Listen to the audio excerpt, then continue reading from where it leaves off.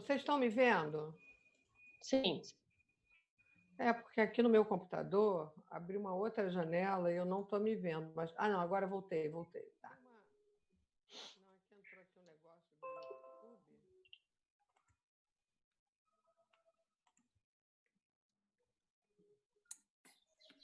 Estamos online. Vocês estão me vendo? Sim. É, porque aqui no meu computador abriu uma outra janela e eu não estou me vendo. Mas... Ah, não, agora voltei. Tá. Ok, posso começar? Pode sim, Ana, pode começar. Estamos online. Bom dia a todos. Aqui fala Ana Luísa. Eu sou professora do curso de bacharelado em produção cultural do Instituto Federal do Rio de Janeiro, Campus Nilópolis, e pró-reitora de extensão do IFRJ. E é uma alegria para mim. Pode começar. Bom dia. Aqui quem fala é Ana Luísa. Eu sou professora do curso de bacharelado em produção cultural do IFRJ, Campus Nilópolis, e pró-reitora de extensão do IFRJ, no momento. E para mim é uma alegria abrir o Alô Produção Múltiplas Vivências, por vários motivos. São muitos os motivos que me deixam muito feliz com a abertura desse evento. Ser professora do bacharelado em produção cultural, onde as idealizadoras desse projeto estudaram e se formaram e foram minhas alunas, já é por si só um motivo de grande satisfação.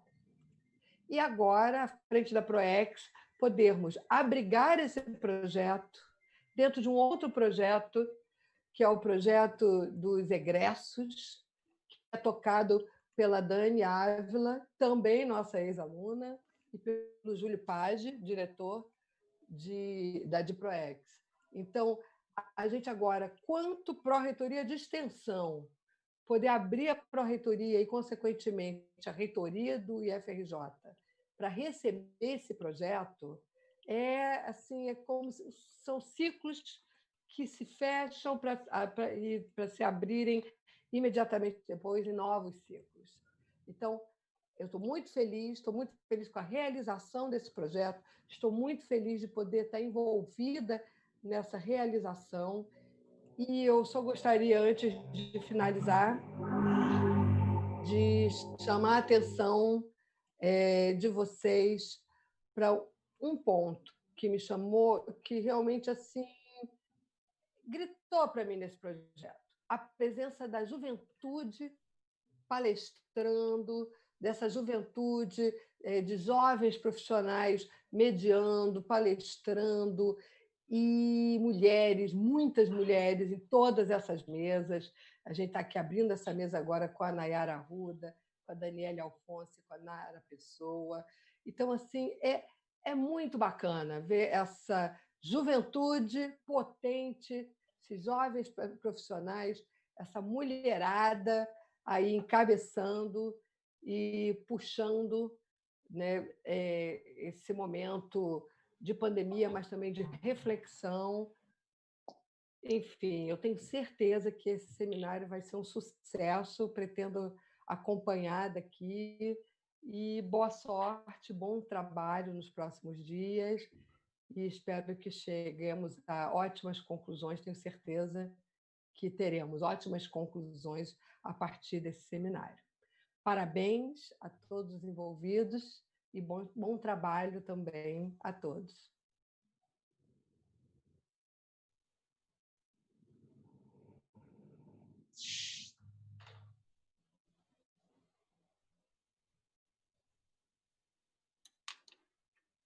Bom dia a todos. Vou iniciar aqui. Vamos lá. Primeiramente, queria agradecer o convite, né, das mulheres desse coletivo que organizaram essas vivências, né, em produção cultural, como a Ana Luísa falou, são ex-alunas do curso do IFRJ de produção cultural, do bacharelado, né, de produção cultural. E para saberem mais, sigam lá no Instagram, o @produtores.culturais, né, para saberem também da programação dos outros dias. Agradecer também ao IFRJ, né, por ter essa ação aí envolvendo os egressos. Achei muito bacana, né, poder acolher aí os ex-alunos e a Pró-Reitoria de Extensão. Então, para a gente iniciar, gostaria de apresentar o Alô Produção Múltiplas Vivências. Entre os dias 23, 24 e 25 de junho, em horários alternados, né, às 10, às 15 e às 18 horas, acontecerá o evento Alô Produção Múltiplas Vivências. Uma sessão de bate-papos acerca de diferentes temas relacionados à produção cultural brasileira em tempos de isolamento social. A transmissão dos debates, né, será pelo YouTube do IFRJ, por aqui onde vocês estão. Serão abordados temas como a experiência virtual em museus, políticas públicas culturais em tempos de crise, lives e direitos autorais, o mercado da música independente, entre outros. Entre os convidados dos debates, teremos gestores públicos, artistas, produtores, gerentes de museus, fundações culturais e grupos artísticos de todo o Brasil. Então, fiquem ligados, né, no Alô Produção Múltiplas Vivências, hoje, amanhã e quinta-feira. E para a gente começar, né, o debate, o bate-papo de hoje, esse diálogo, eu vou apresentar, né, a Nayara e a Daniela, que estão aqui com a gente. Então, Nayara Arruda é formada em turismo pela Universidade do Estado do Amazonas, com especialização em administração pública pela Universidade Federal do Amazonas. Trabalha no Departamento de Museus da Secretaria de Cultura e Economia Criativa do Amazonas. Trabalhou como gerente do Museu da Imagem e do Som, da Pinacoteca do Estado, e atuou também como turismóloga do Museu do Seringal e do Centro de Artes Visuais Galeria do Lar. Como gerente da Pinacoteca do Estado do Amazonas, reorganizou e atualizou o inventário do acervo de mais de 2.300 obras de arte.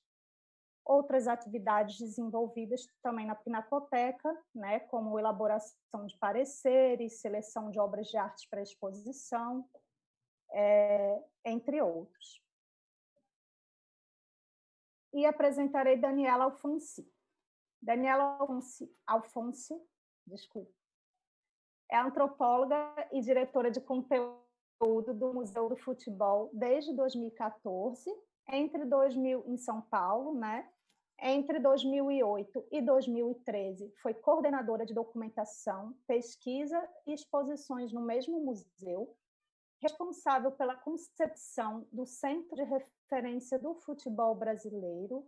No museu realizou mais de 20 exposições sobre futebol. É doutora em antropologia pela USP, com pesquisa sobre esporte, patrimônio e museus.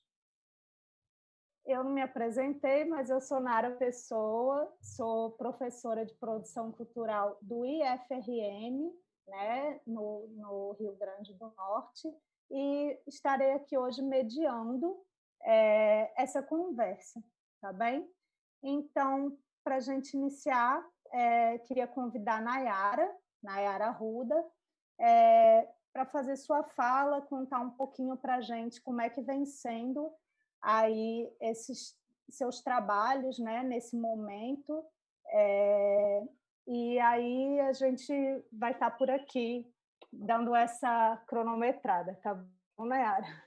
Tá bom, deixa eu olhar aqui. Então, como a Nara me apresentou, eu sou a Nayara, eu sou turismóloga, trabalho no Departamento de Museus da Secretaria de Cultura e Economia Criativa há 7 anos. Toda a minha trajetória dentro da secretaria foi com exposições na área museológica, E antes disso, eu já trabalhava com exposições, eu cheguei a trabalhar na exposição itinerante, que quando veio para Manaus, a exposição Pioneiros e Empreendedores.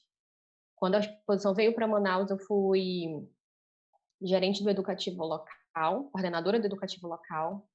E antes disso, eu já tinha feito estágio em exposições. E aí, quando eu entrei na Secretaria de Cultura, através de concurso, eu fui trabalhar na Galeria do Largo, né? E com montagem de exposições, apoio a artistas. Então, a minha trajetória já começou aí dentro de exposições. Um tempo depois, eu mudei de departamento, né? Eu fui para o departamento de museus. Fiquei um tempo fazendo alguns projetos e logo em seguida eu assumi a gerência da Pinacoteca do Estado. Eu fiquei uns 2 anos na Pinacoteca. Foi quando houve uma mudança, né, de uma mudança política. Quando eu peguei a Pinacoteca, o acervo precisava de uma atualização, precisava de uma organização, a Pinacoteca, ela empresta obra para muitos órgãos públicos, então a gente precisava dar uma organizada onde cada as obras e tal. Então, o meu trabalho na Pinacoteca foi basicamente de reorganizar o acervo e arrumar a casa, né? Na verdade. Em mais uma mudança política, eu saí da Pinacoteca, deixando o acervo todo organizado para a montagem de uma nova exposição. Pouco tempo depois, eu voltei de novo para a Pinacoteca. E atualmente a gente está, num outro período de tempo, tive uma passagem pelo MISAM, que é o Museu da Imagem e do Som do Amazonas. Tive uma passagem também pelo Museu do Seringal, que é um museu rural, é um museu numa área rural de Manaus, é um museu que é um cenário, né, de um seringal, então tem uma visita guiada, em que a guia conta toda a história do museu e como que os seringueiros viviam, como a diferença da vida do seringueiro para o seringalista, né, que é o dono do seringal. E é o nosso único museu a céu aberto, em área rural, e tive essa experiência lá há um tempo, que é uma outra... É um outro tipo de museu, né?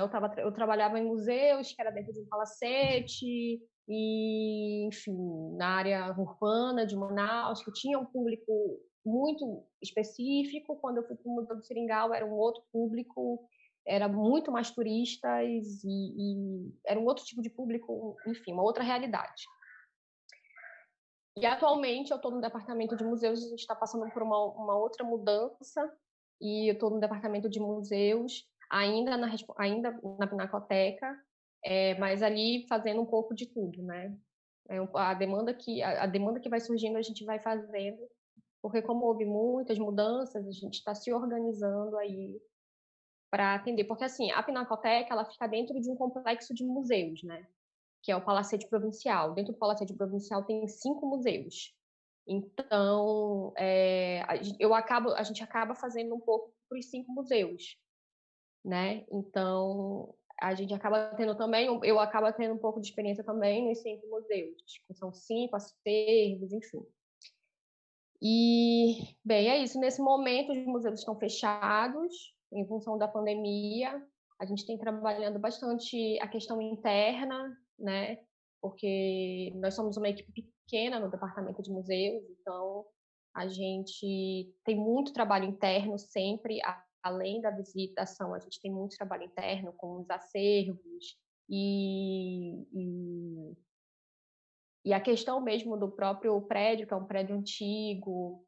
Então, assim, nesse momento que a gente está fechado para o público, infelizmente, a gente está trabalhando a documentação interna, os procedimentos internos, e é isso.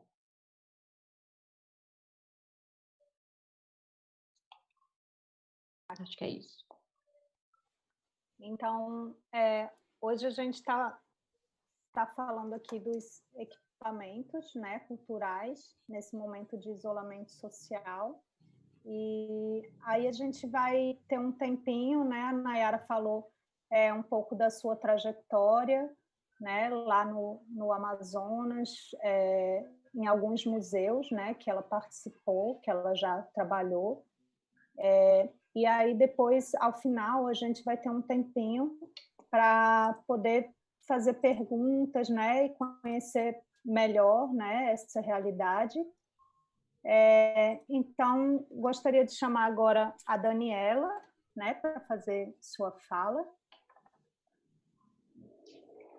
Oi, Nara, bom dia, Nayara. Agradecer o convite aí da turma de produtores, né, esse coletivo. Agradecer a Sabrina, que eu tive a honra de conhecer o ano passado, num curso aí no Rio, onde eu conheci a Nayara também, foi um curso muito bacana, o Hipermuseus. E agradecer também ao Instituto Federal do Rio de Janeiro, né, por essa iniciativa. É muito bom, a gente às vezes reclama, né, chega de live, mas ao mesmo tempo são essas iniciativas que estão permitindo a gente se encontrar e trocar nesse momento tão difícil, onde o diálogo ele é essencial para a gente conseguir tentar ter algum rumo nesse mar de incertezas que virou a área cultural, que já vinha sendo de uma certa forma e a pandemia só agravou, né?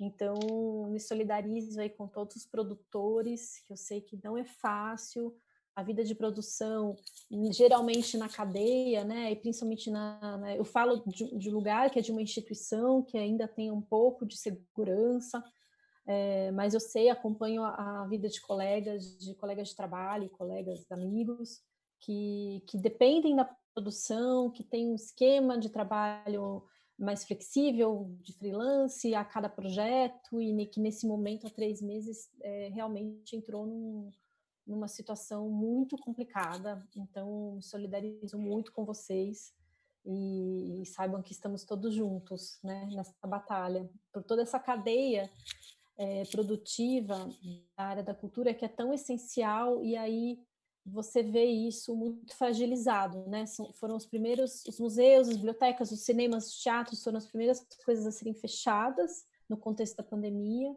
Provavelmente vão ser as primeiras coisas agora a serem reabertas, além do comércio, né? Já se falam em retomada e abertura de museus, principalmente aqui em São Paulo, já tem planos para isso, né? Já estão começando a construir esses cenários. E pouco se fala sobre toda essa cadeia, né? Como é que você dá uma segurança a toda essa cadeia. Bom, para falar um pouquinho de mim, da minha trajetória, eu estou, então, há 12 anos no Museu do Futebol, quase 12 anos no Museu do Futebol. Eu tive, dentro do museu, uma trajetória de coordenar um setor que envolvia o acervo, a gestão do acervo, a montagem de uma área de pesquisa, de documentação, implantação de centro de referência e também cuidar das exposições. Era muita coisa para um setor só, mas a gente faz, né? Vamos lá, arregaça a manga, sempre com uma equipe pequena, mas uma equipe sempre muito valente. E aí, em 2014, eu me torno a diretora técnica, a diretora de conteúdo, que é a área do museu que abriga não só essa área de exposições, de produção, de produção de conhecimento, do centro de referência, mas também a programação cultural e o setor educativo. E é isso, é um trabalho da gestão, mas eu, por ter vivido na minha vida durante muito tempo, ter feito muitas vezes papel de produtora, papel de pesquisadora, ter trabalhado com várias outras coisas dessa cadeia, ao chegar no cargo hierárquico de gestão, pude ter tido esse conhecimento e poder entender a importância da equipe, a importância do papel de cada um dentro de um trabalho. Para um trabalho ser bem realizado, para você conseguir dirigir, é fundamental que você tenha todas essas peças e valorize o essencial, que eu acho que a pandemia ressalta agora, que é valorizar o capital humano, valorizar as pessoas, valorizar o trabalho e entender que não há produto, não há entretenimento, não há música, não há acervo, não há comunicação se você não tiver as pessoas, né, para fazerem, para abraçarem, para pensarem, para refletirem sobre isso. Então, eu também tenho muito orgulho de ter uma trajetória que não vem só de cima, né, e que consegue dialogar muito, né. Então, eu sou também, mesmo ocupando a direção de um museu como o Museu do Futebol, que pertence à rede da Secretaria de Cultura e Economia Criativa do Governo do Estado, aqui em São Paulo. é um dos 18 museus do Estado. É um museu, no contexto atual, a gente vê o quanto esse museu, assim como esse conjunto, é privilegiado, porque a sua fonte de recurso, em média, 70% a 80% dessa fonte de recurso vem do governo do Estado. Isso permite, por exemplo, que a gente continue tendo salário nesse contexto, né, que tenha uma equipe contratada com CLT, né. Além disso, essa gestão ela depende também de algumas receitas, como bilheteria, locação de espaços e projetos, mas o museu conseguiu, né, durante esses 3 meses, se estruturar por ter essa segurança fundamental, que no nosso caso vem do governo do Estado, que permitiu ali continuar com uma base para pensar e para pensar ações, né? Que daí a gente pode comentar um pouquinho mais sobre o que a gente está fazendo. Só queria ressaltar, e tenho também a minha trajetória como pesquisadora, sou formada em Ciências Sociais, fiz mestrado em Antropologia, na área de Antropologia Urbana, e foi um pouco essa trajetória de pesquisadora que me levou ao museu para pensar uma área de pesquisa para o museu. E futebol acontece na cidade, acontece em vários lugares, mas principalmente em meio urbano, e está na rua. Então, a trajetória, esse olhar da pesquisa antropológica sobre a cidade, ela foi muito formadora do olhar que o próprio museu constituiu sobre futebol. E em determinado momento ali, como a gente não faz uma coisa só nunca, eu iniciei um doutorado já trabalhando no museu, e aí vou me voltar para os museus de futebol e como que esse esporte é pensado dentro dessas instituições, que não são poucas, mas ainda algumas são invisibilizadas, e o Museu do Futebol tem esse lugar mais nacional e mais forte, como se fosse um farol. Então, eu fiz uma pesquisa estando diretora do museu. Foi um contexto bastante peculiar, mas que para mim, ajudou muito, inclusive, a poder ver esse trabalho de um outro ponto de vista, né? Do ponto de vista de uma pesquisadora.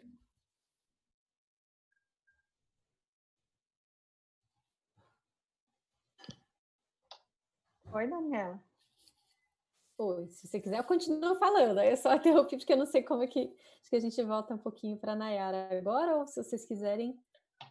Não, se quiser, pode ser, estão bem, né, enxutinhas aí no tempo, mas pode, se quiser, pode, senão a gente passa também para as perguntas. Então, eu vou aproveitar para completar, para contar um pouquinho a nossa experiência, então, de reorganização a partir desse contexto da pandemia, né? Acho que todo mundo sabe, os principais museus do país e do mundo estão fechados. Teve uma pesquisa recente do ICOM com a Unesco que mostrou 95% dos museus do mundo fecharam, e desses museus, 12% tem uma chance muito grande de fecharem completamente, o que é uma situação nunca vista, né, antes no nosso setor. Aí o Museu do Futebol absorveu isso imediatamente, enfim, tá bom, vamos lá, pode ser que dure um mês, pode ser que dure 2, vamos ver. E rapidamente a gente viu que o Pacaembu, onde a gente está no estádio do Pacaembu, fica na região oeste de São Paulo, e a prefeitura instalou nesse estádio um hospital de campanha. Então a gente pôde entender que o nosso cenário, ele era um cenário não só ligado à área cultural, mas que as nossas ações iam também entender o compasso dessas ações da área da saúde, no caso do hospital. Então, quando se pensava ali, eu acho que a gente passou o primeiro mês, assim, de meados de março a meados de abril, desenhando cenários. O que seria a nossa perda de receita? Como é que a gente ia equacionar orçamento? O que a gente poderia fazer? Como é que ia ser estruturado o home office? E em 15 dias, a gente teve que fazer ali projeções da perda de receitas, né? Para quem está ouvindo a gente talvez não saiba muito, para os museus, desse conjunto de museus do governo do estado, o orçamento ele é composto mais ou menos, varia muito esse percentual, mas em média, 80% vem de repasse do governo, da Secretaria de Cultura, e esse repasse, por sua vez, ele está também condicionado ao orçamento da pasta, que é condicionado a uma votação de orçamento público e de arrecadação. Então, se a arrecadação não se completa no ano, esse orçamento ele pode diminuir. E isso pode ter um reflexo em toda a cadeia. E a outra parte muito fundamental, ela vem basicamente de bilheteria, de alocação de espaços, e aí vai desde serviços como loja e bar, a espaços para eventos pontuais, auditórios, né, visitas fechadas, e projetos, patrocínios, projetos Rouanet, projetos de PROAC, ICMS, leis de incentivo ou patrocínio direto. Algumas permutas, e aí essa é uma composição. Aí você tem que ter todo um estudo para saber como é que você vai abrir o museu todos os dias e pagar conta de luz e pagar os funcionários e ainda fazer atividades. Então, o primeiro impacto que a gente teve que rapidamente entender é qual que seria o impacto da perda de receitas dentro da instituição. E não foi fácil fazer esse impacto, porque quanto tempo a gente fica fechado, era a primeira incerteza, e já se alastra por 3 meses. Depois, quando tiver uma retomada, qual que vai ser o público que vem, como que vem. Então, você já tem que estimar uma retomada de bilheteria, de receita de bilheteria muito inferior ao que você costuma ter. Depois vem como é que vai ficar novos patrocínios nesse contexto, porque a gente, né, teve a sorte aí de ter, ao longo dos últimos 3, 4 anos, um patrocínio recorrente, né, de empresas via lei de incentivo, que tem garantido algumas coisas, mas como é que fica para o ano seguinte? Porque o impacto, isso é muito importante, né? O impacto não vai ser só em 2020. Esse impacto ele vai se alastrar para 2021, decorrente da crise econômica, decorrente do que aconteceu esse ano. A gente sabe que o setor cultural não é o ano que vem volta. Bom, vai voltar, mas em que contexto, né? Principalmente um contexto econômico muito delicado. E você tem que tratar como equipe. Você, como líder de equipe, como gestor, você não pode se afastar das pessoas. A força está nisso. E aí a gente teve que organizar a rede de servidor, né, o servidor, para colocar os arquivos em rede, fazer um levantamento, quem tem condições de fazer um trabalho home office. As desigualdades são muito fortes, a gente tem casos de funcionários que não tem computador em casa, tem tablet ou celular. Como é que você consegue manter um ritmo de trabalho com essas condições tão diferentes? Então, para alguns funcionários, por exemplo, muito essenciais, levou-se o computador de escritório até a residência, externalizou vários procedimentos que eram internos, por exemplo, procedimentos de compras, né, de sistemas.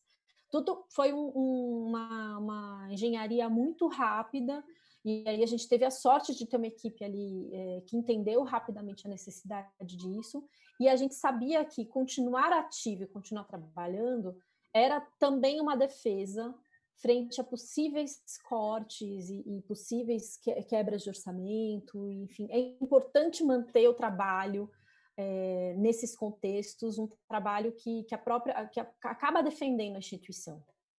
E foi muito interessante que assim, a nossa equipe inteira entendeu isso muito rápido, né? E trabalhou muito junto, mesmo à distância. Inicialmente, assim, no início foram muitas reuniões para combinar esse trabalho, leituras, o que é trabalhar home office, como é que você faz gestão de equipes em home office, qual que é a rotina nova que você tem que criar, né? E essa foi a primeira fase. Aí veio lá em meados de abril uma notícia já bastante esperada e que a gente teve que também daí reestudar várias questões, que foi o corte de recursos do governo do estado, né? Por conta da queda da arrecadação, a Secretaria de Cultura teve um corte em ordem de 68 milhões e isso foi distribuído internamente em todas as áreas e impactou o Museu do Futebol, por exemplo. O corte foi da ordem de 14% do orçamento. 14% é quase um mês inteiro, se a gente for pensar. E aí não teve jeito, a gente teve que acionar. Tem a MP, né, que permite redução de jornada e suspensão de contratos. Então, não foi possível mais equacionar o orçamento sem abrir mão desse recurso. Então, hoje a gente está já entrando no segundo mês da nossa... A gente dividiu a equipe, uma pequena parte, minoria, está em suspensão de contrato por 2 meses e a outra parte está em redução salarial por 3 meses.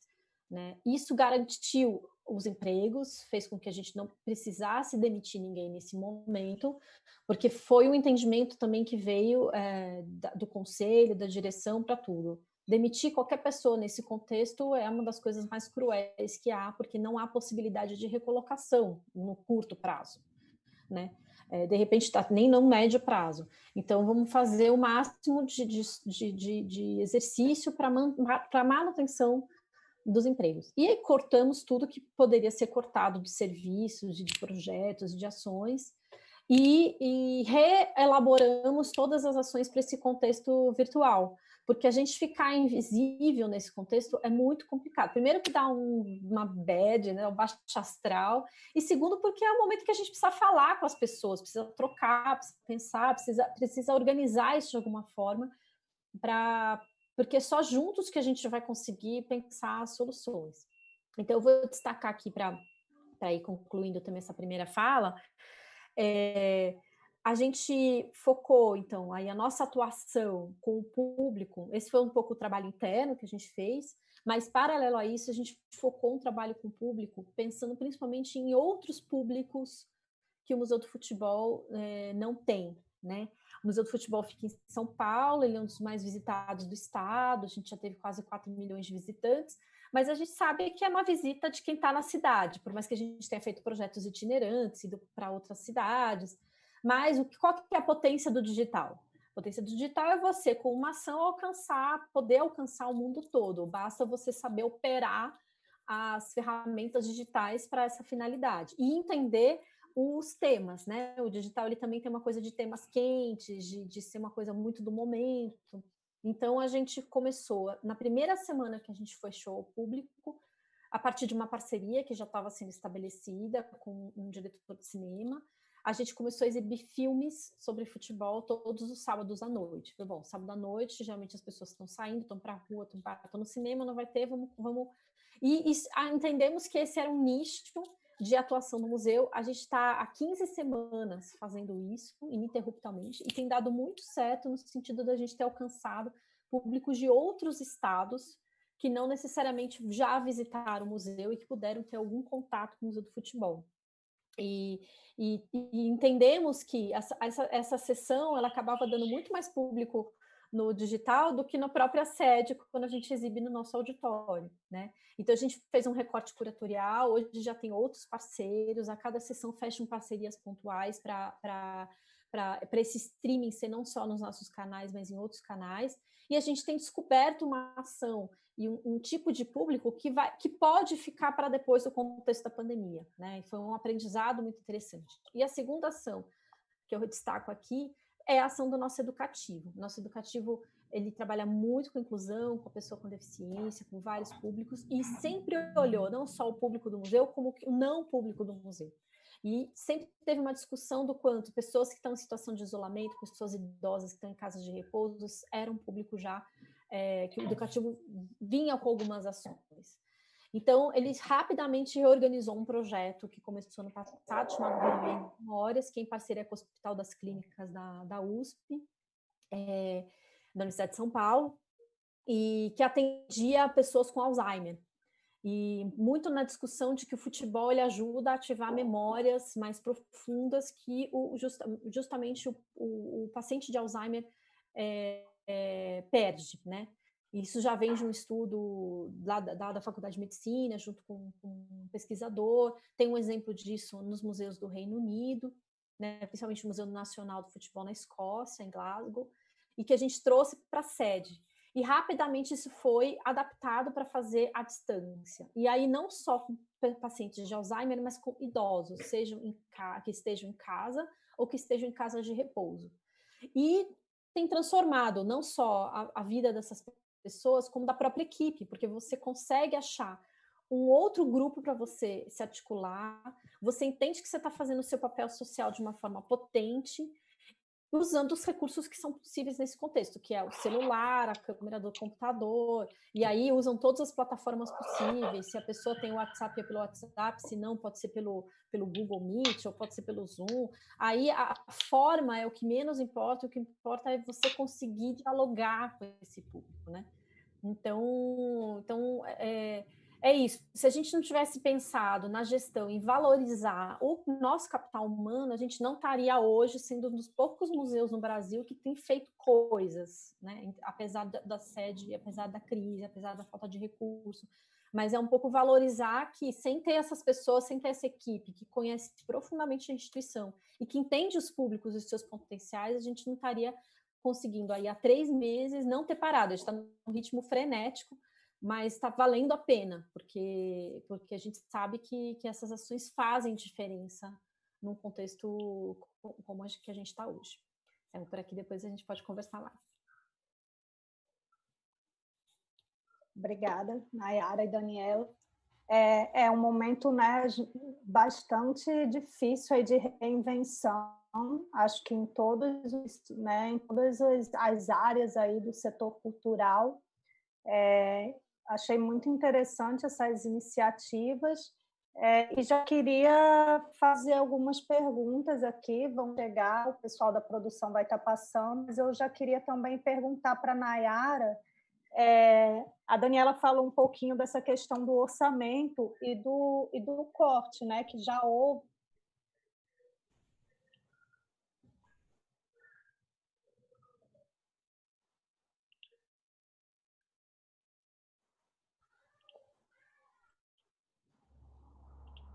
Eu não estou ouvindo. Acho que a Nara caiu. Já, voltei. Tá me ouvindo? Voltei. Estão me ouvindo? Por conta também da arrecadação. E a Pinacoteca ela também é... Você pode repetir a pergunta, por favor, que eu não estou ouvindo aqui. Oi.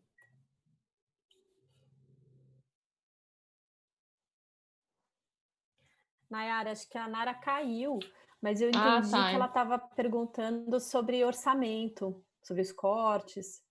Voltei. Ah, tá. Então, voltou. Caiu, né? Aquilo que a gente estava falando no começo, né? A gente vai rebolando aí para dar certo. Mas só finalizando, era para falar, perguntar, Nayara, sobre essa relação, né? Porque a Pinacoteca ela também é um equipamento do Estado do Amazonas, né? E aí, Sim.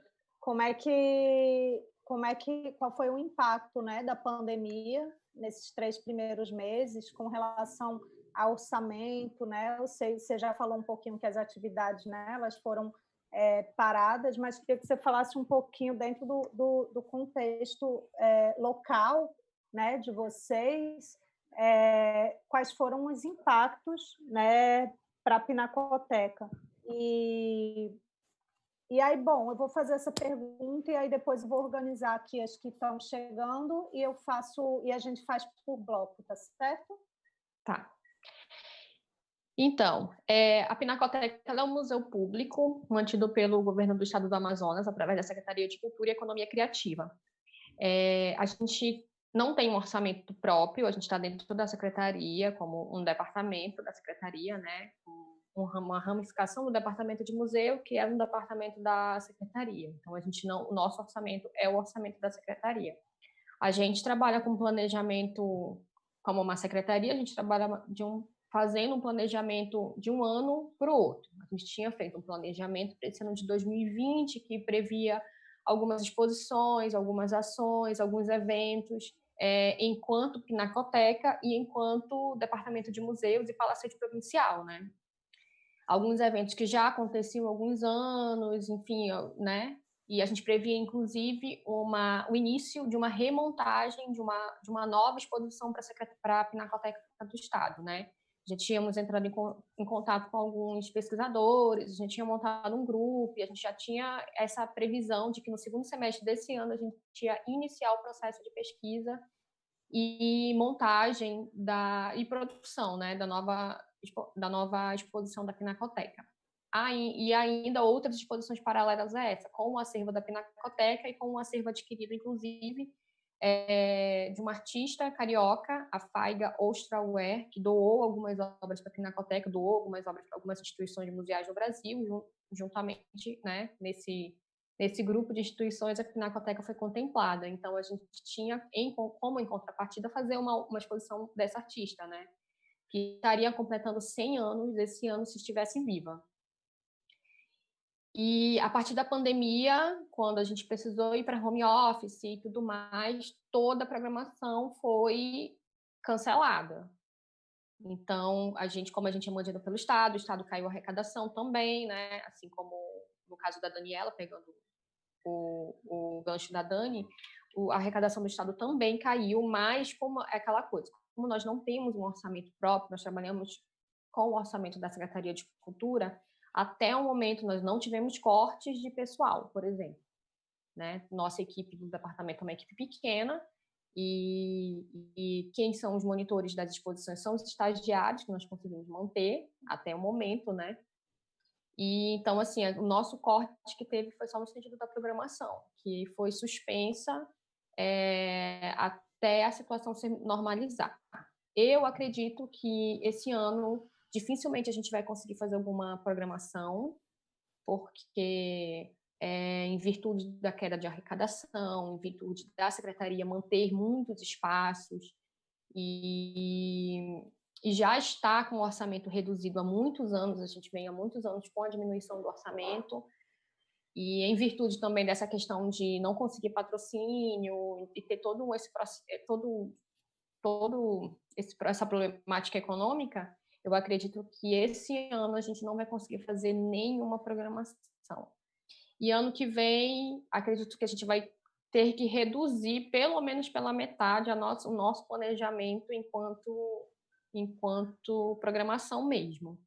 Em contrapartida, a gente teve algumas, como a gente não trabalha com patrocínios no momento, nossa programação é 100% viabilizada com verba pública, a gente teve uma diminuição de gastos, né? No caso, como nossos espaços ficaram fechados, a gente teve uma diminuição de consumo de água, de energia, porque aqui no Amazonas é vital que você tenha ar-condicionado em todos os espaços, né?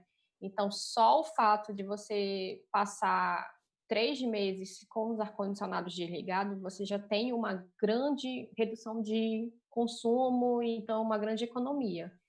Então, a nosso cenário foi mais de redução de custos, né, do que de cortes no momento.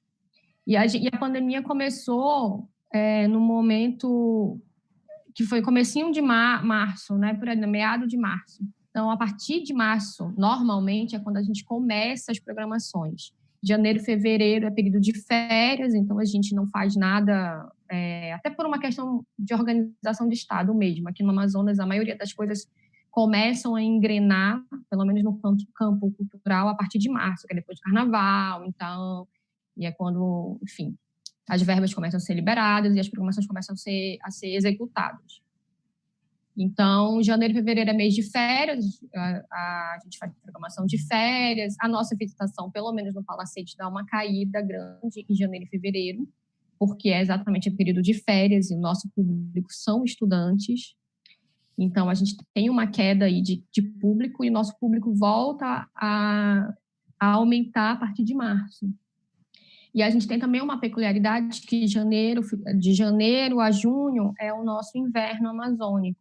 Então, é quando as pessoas basicamente não vêm muito para o Amazonas, assim, turistas e tal. Então, nosso público no Palacete Provincial é de estudantes e manauaras, né, amazonenses no geral. A partir de junho é que a gente começa a receber muitos turistas, porque é o nosso verão amazônico. Então, é quando começa a temporada de pesca, é quando não chove tanto, então é quando o rio está cheio, e, enfim. Então, de junho a dezembro é a nossa alta temporada para turistas. Então, é quando, por exemplo, o período em que o Museu do Seringal recebe mais visitantes.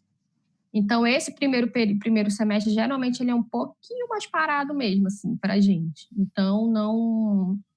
Assim, é por isso que eu falei, a gente está usando mais esse tempo para fazer trabalho interno mesmo, porque nossas atividades foram suspensas, a gente fez algumas ações online também, fez uma visita guiada por alguns museus, fez uma visita virtual guiada por alguns museus. A gente trabalhou em algumas programações educativas para aproximar o público, principalmente da Pinacoteca. A gente trabalhou alguns jogos que ainda vão ser lançados, falando sobre os artistas do Clube da Madrugada, falando um pouco sobre os artistas da Pinacoteca, geralmente mais voltado para as crianças.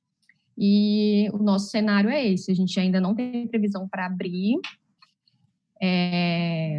no momento, mas fala-se como o comércio aqui no Amazonas, em Manaus, na verdade, já abriu. Então, o estado todo, a cidade, na verdade, está nessa situação apreensiva de você ver se o pico vai voltar da doença e tudo mais. E nós já estamos hoje é 23, né? A gente está com 23 dias que o comércio está aberto, então a gente está aguardando aí se vai haver um outro pico da doença. Até agora não houve. Então, se a gente conseguir manter essa estabilidade, né? Talvez em julho, em agosto, pode ser que a gente retome as atividades no museu, mas ainda não tem uma previsão oficial. É apenas aí uma estimativa, né? É isto. Obrigada, Nayara. Eu queria aproveitar e colocar mais duas questões para vocês duas, né? Vocês falaram aí da crise, né, que o setor cultural já vinha sofrendo, né, antes da pandemia, diminuição de orçamento, né? Como um todo, assim, o setor cultural já vem sofrendo aí há alguns anos. Então, queria que vocês falassem um pouquinho como vocês pensam, né, nesses espaços, já que a gente está aqui falando dos equipamentos culturais, né, e dessa relação com esse momento de isolamento social, de ausência de público ao vivo, né? E como é que vocês pensam esse pós-pandemia, né? Se vocês acham que esses cortes vão ser ainda mais intensificados, né? Como é que vocês pensam esse cenário? Isso é uma que a gente já pôde sentir um pouco na fala de vocês, mas queria que vocês falassem a partir da visão de vocês, como é que vocês imaginam isso, esses equipamentos, né? A gente sabe, os dois aqui, tanto o Museu do Futebol quanto a Pinacoteca do Amazonas, né? Eles são do Estado, vocês falaram aí do orçamento deles, né? Mas ainda assim, a gente sabe que existe um risco, né? Isso é uma coisa, e aí também queria que vocês, a Daniela falou desse processo de reabertura, né, que acha que vai ser um dos primeiros, assim, né, os equipamentos serão um dos primeiros lugares, essa volta. A Nayara falou agorinha que ainda não tem essa previsão, mas não sei se mesmo sem essa previsão, e aí também para o Museu do Futebol, né, para os dois, como é que vem sendo trabalhado protocolos, né, se vocês vêm fazendo, né, porque eu sei que outras instituições vêm trabalhado com esses documentos, né, e pensar nesses novos usos, né, como se darão, diminuição de público, distanciamento, dias diferenciados para determinados públicos, né? Então, queria que vocês falassem um pouco sobre isso também. Posso começar, Nayara? Pode. Bom, questões de orçamento, né, para ser mais breve, que eu acho que o segundo tópico, até para pensar, né, aí os produtores culturais têm um impacto direto também na produção de eventos, né, a questão da retomada. Bom, o que a gente vê no Brasil como um todo, até no mundo, se a gente for olhar, financiamento de museus especificamente, né, que a participação de governo, de Estado, ela tem uma tendência decrescente. E aí isso empurra as instituições para saírem aí desse conforto que é o orçamento público, porque não deixa de ser, isso, você não precisa sair do seu lugar e você tem a garantia do seu salário pago o ano todo.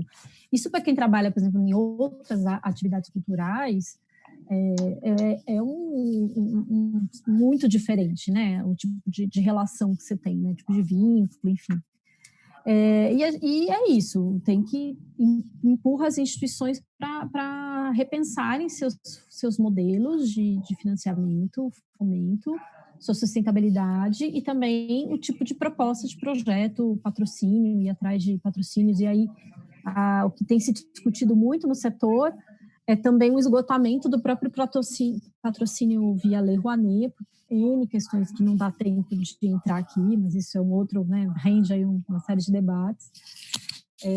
Tem leis de incentivo à cultura como uma das possibilidades, mas não a única, e conseguir ver aí novas formas, né? Nos últimos anos a gente viu muito o crescimento dos crowdfundings.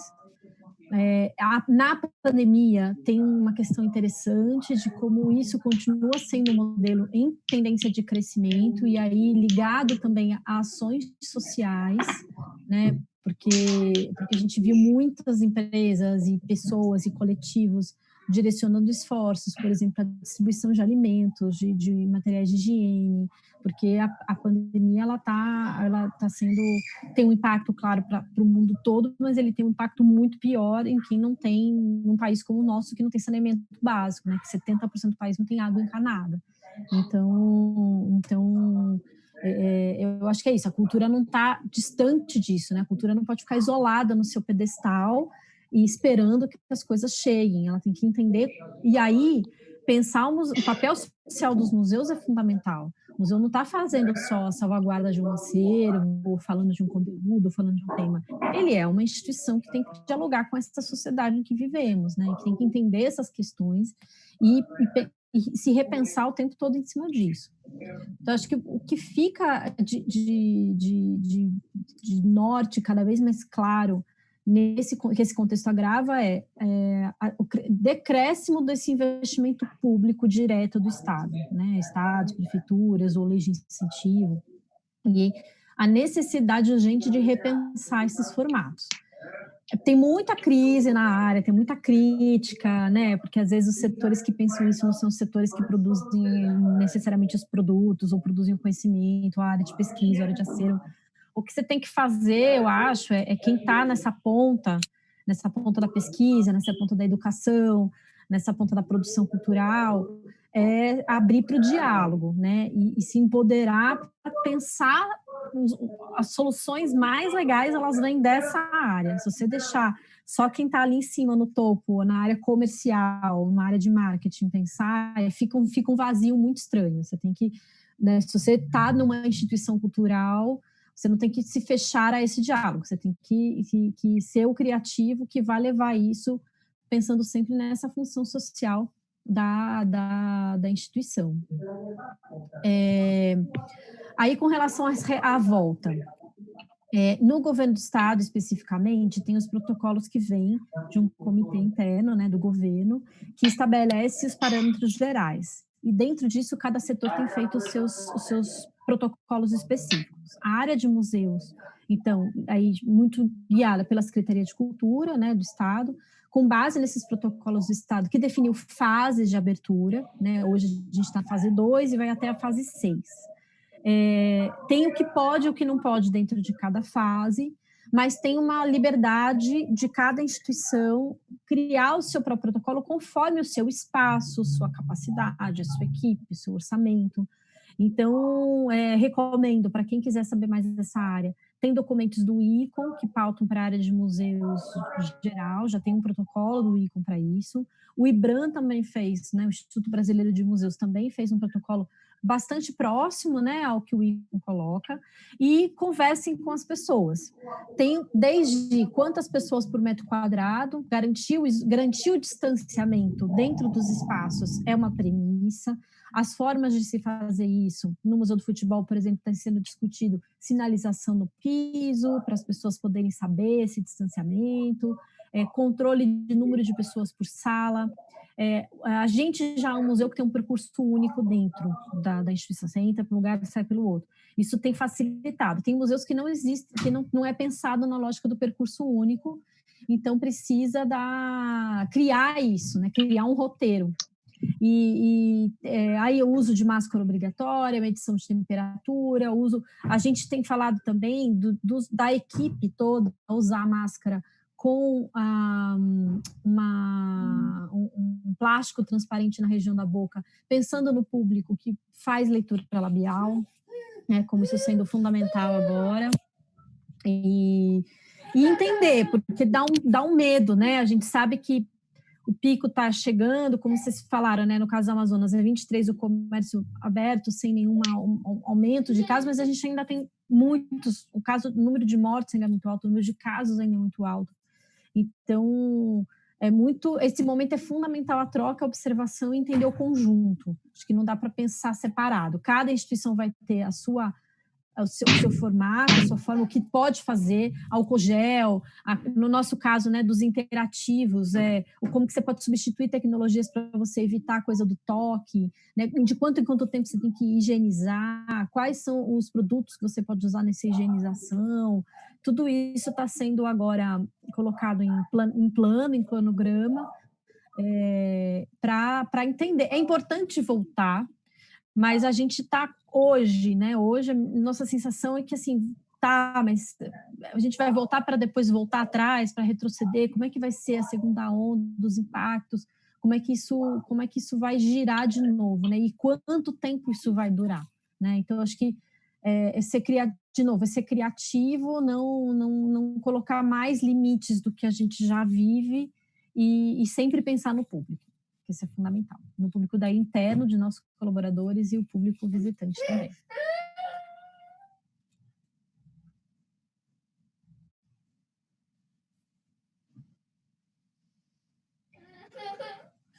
Agora sou eu, né?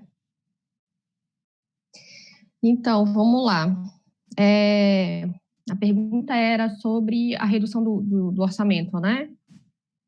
A gente vem numa crescente de redução de orçamento, né? Tem, acho que uns 5 anos que o nosso orçamento só reduz em função da queda da arrecadação, em função de várias questões, e, como eu falei, a Secretaria de Cultura, ela mantém muitos espaços, e mantém, diferente do caso da Dani, que uma porcentagem é viabilizada pelo Estado, outra porcentagem é de patrocínio, essas coisas. Todos os equipamentos culturais da Secretaria de Cultura são mantidos pela Secretaria de Cultura. Então, o que aconteceu? O orçamento diminuiu, mas os equipamentos culturais não diminuíram. Então, eu acredito que para o ano que vem, como houve uma queda bem significativa esse ano em função da pandemia, a gente deve sim ter deve sim ter uma queda no nosso orçamento. Mas como a gente já vem nessa queda, a gente já tem esse desafio há muitos anos de conseguir fazer as programações com um pouco de recursos, de usar muito o que a gente tem do que a gente já tem na secretaria, o que a gente tem de acervo. Como nós somos uma secretaria que tem mais de 20 anos, e nesses 20 anos a gente passou por uma evolução significativa de formação de pessoal. Então, por exemplo, nós temos uma central de exposição, nós temos uma central de produção de espetáculos, nós temos um acervo muito grande de figurinos e de acervo museológico. Então, a gente conseguiu, ao longo desse tempo, construir um acervo de material e um acervo humano também muito interessante, de técnicos, enfim.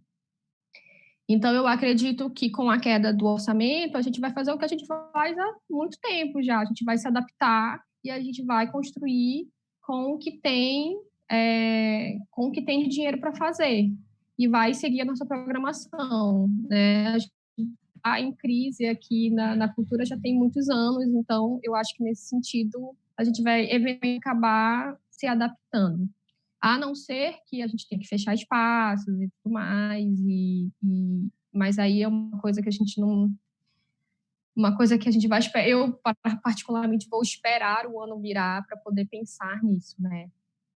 E com relação à abertura, aos protocolos, como a gente não tem previsão, a gente está pesquisando o que está sendo feito nos outros museus, a gente nos outros museus ao redor do mundo, no Brasil, tá vendo o que o ICOM tá recomendando, e o IBRAM também, né, agora, para poder fazer o nosso protocolo. Mas o que acontece? A gente tem alguns museus que são... A gente tem muitos museus, né? Por exemplo, eu não posso falar só da Pinacoteca, nós temos 9 museus que são administrados pelo departamento. Então, a gente tem museu, a Pinacoteca é um museu de arte, então a gente tem como fazer um percurso único, a gente tem como manter um espaço de 1,5 metro entre as pessoas, a gente tem como... Mas é um museu fechado, é um museu que tem um ar-condicionado. Então, a gente tem, né, esses desafios. A gente tem museu, por exemplo, que é feito só visita guiada. A gente tem um museu, que é o Casa Eduardo Ribeiro, que é feito com visita guiada. É uma casa de 3 pisos, é uma casa que não é uma casa que, por exemplo, ali a gente vai ter que trabalhar uma outra estratégia, porque é um museu guiado e é uma casa que não é muito grande, então não dá para colocar muitas pessoas. Então, cada museu a gente vai ter que pensar uma estratégia diferente. Enquanto que na Pinacoteca é possível fazer a marcação no chão, é possível... são espaços grandes, enfim, então é possível a gente controlar o número de visitantes. A gente não tem uma visitação diferente do Museu do Futebol, que tem uma visitação expressiva, um museu conhecido no Brasil todo. A gente não tem um fluxo de visitantes que vá preocupar, né? A Pinacoteca. O Palacete, sim, mas a Pinacoteca não tem um fluxo de visitantes que a gente vá se preocupar. Mas é claro que os protocolos vão ter que ser seguidos. O nosso museu, o Palacete, a Pinacoteca fica dentro do Palacete, como eu já expliquei, e o Palacete ele tem a sua entrada, então a gente tem os protocolos no Palacete até chegar aos museus. É uma outra configuração, é um outro tipo de estratégia também. Mas como a gente não tem previsão ainda dessa reabertura, a gente está tendo tempo ainda de pensar nesses protocolos, sim, mas ainda não temos nada definido. O setor cultural, na verdade, você falando assim, a gente vai fazendo como, né, a gente é uma realidade, né, do setor cultural no Brasil, a gente está meio que se virando, né, com o que tem, infelizmente. Eu queria, a gente tem mais um tempinho bem rápido, não sei nem se eu ia pedir para vocês falarem um pouquinho sobre como é que os trabalhadores da cultura, né, veem os estados de vocês, como é que essa ajuda financeira vem sendo feita, se vem sendo feita. A gente tem mais uns 3 minutinhos aí para falar, será que daria para a gente falar rápido sobre isso? Aí a gente finaliza. São Paulo, que eu tenho visto, assim, a área de museus, ela está concentrada grande parte aqui, né, nos museus públicos e os grandes museus privados que tem aqui, né? Então, de uma certa forma, a gente viu casos de demissões, a gente viu muitos casos aí de redução salarial, suspensão de contrato, que acho que é a grande maioria. E em demissões, de novo, o setor sempre mais frágil, que é o setor do atendimento, né? A prefeitura fez até alguns editais para apoio a artistas, a produtores, e o governo do estado tem linhas de crédito, que é uma coisa que é bem complexa, né? Porque é uma racionalidade para a empresa, um certo tipo de empresa, e complexo para a grande realidade dos produtores, que na verdade são, às vezes, empresas de pessoa, né, pessoa AMEI, né, pessoa física, que é jurídica também, o que assim, é um estado mais privilegiado em termos de recursos, em termos das empresas, em termos dos contatos e do que acontece, né? A gente tem visto aí a volta de algumas ações, por exemplo, Cinema Drive-In. Eu tenho um olhar muito crítico para isso tudo, porque a cultura é um dos poucos espaços que a gente tem muita liberdade para poder falar de temas essenciais da sociedade, para promover a inclusão, para fazer essa articulação, para trazer esses públicos, para de fato ter uma democratização. E nesses contextos de perda de receita, de empregos, né, de recursos e concentração dos recursos em poucos, a gente tem uma forte tendência de elitizar, né? A cultura sempre foi um motor desse país, mas há poucas décadas que isso, de fato, é uma coisa mais democratizante, no ponto de vista mais institucional, de acesso a recursos, de acesso às políticas, né? E eu acho que cabe aos trabalhadores, cabe aos profissionais da cultura levantar essa bandeira e batalhar e abrirem os olhos para que isso não retroceda no país, né? Então, é no contexto de crise econômica que a verba volta a se concentrar em poucos.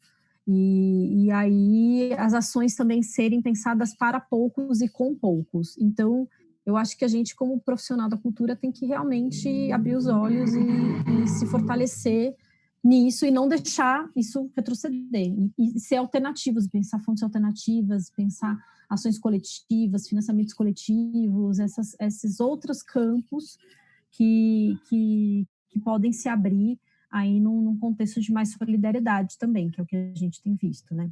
E cultura nunca ser pensada de lado de uma ação social, de uma ação de educação, né? Acho que abrir os olhos para isso também, fazer mais parcerias e pensar mais nessas possibilidades de atuação conjunta, que não é só o nicho cultural, a gente também se acomoda nos nossos nichos e gosta de fazer isso, e vai fazendo sempre com os mesmos, e acho que é o momento também de pensar outras perspectivas, né? Nara, repete só a pergunta, por favor. Eu acho que eu estou aqui falando com a produção, mas eu acho que a gente vai precisar, quero mais falar um pouco desses auxílios emergenciais, mas eu ia pedir para a gente, eu acho que a gente precisa finalizar, que aí vocês possam fazer, Nayara possa fazer, Daniela também, se for, ainda fazer uma fala para a gente finalizar, gente, só pelo tempo, né, que é isso mesmo. Tá, eu posso só responder rapidinho e já finalizam, tá sim, bom? Sim. Então, aqui o governo, a Secretaria de Cultura abriu um edital de emergência para apoiar os artistas. Eles faziam, que era o edital Fica na Rede Manil, e que contemplava artistas, fazedores de cultura, e, enfim, várias profissões da cadeia produtiva da cultura.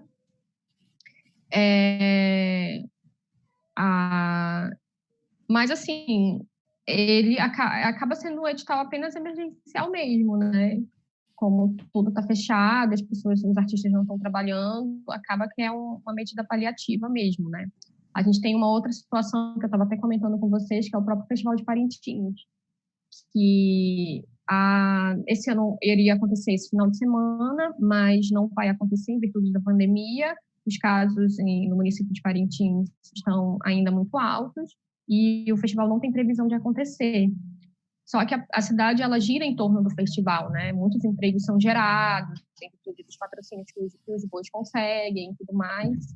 E o que eles estão fazendo lá para ajudar essas famílias, os bois mesmo estão se organizando para conseguir recursos, conseguir doações, estão fazendo shows para conseguir doação, para eles conseguirem manter essas famílias, né? Porque são profissionais, são costureiros, são artistas, são artesãos. A cidade toda, os bois geram muito emprego nessa época do ano, né? E não é um emprego que é só em junho, é um emprego que é em maio, abril, enfim. O festival ele começa no começo do ano e ele vai devido aos ensaios, essas coisas.